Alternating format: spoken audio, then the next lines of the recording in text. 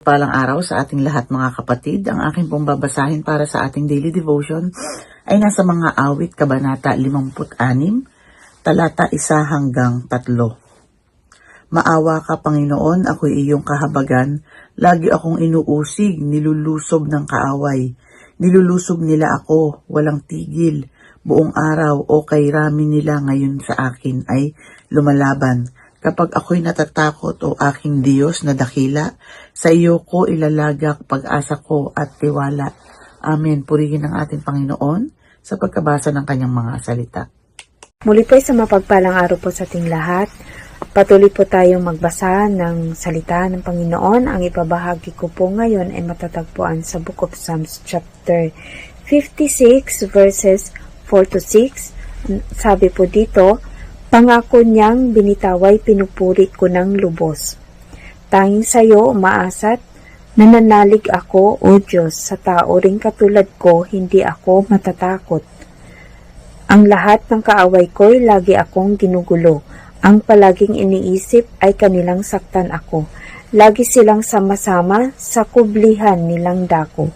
Naghihintay ng sandali upang kitlin ang buhay ko. Amen. Purihin po ang Panginoon sa pagkakabasa ng kanyang mga salita.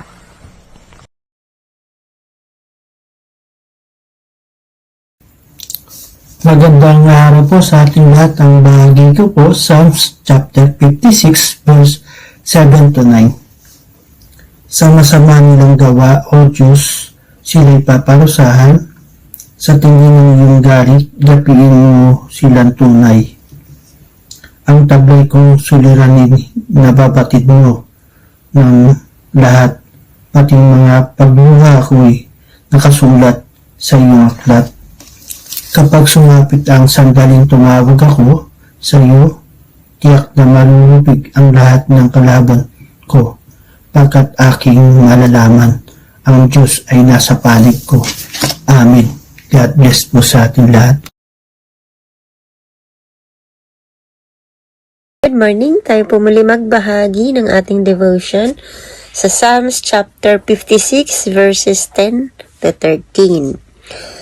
Sabi dito, may tiwala ako sa Diyos. Pangako niya'y iingatan, pupurihin ko si Yahweh.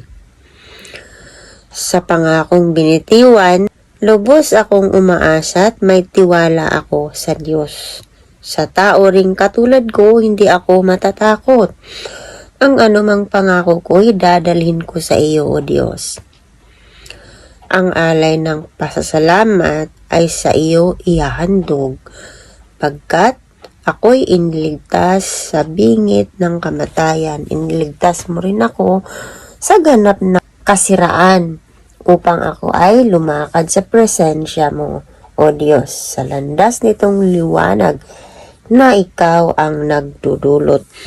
Purihin ng Diyos sa pagkakabasa ng kanyang mga salita.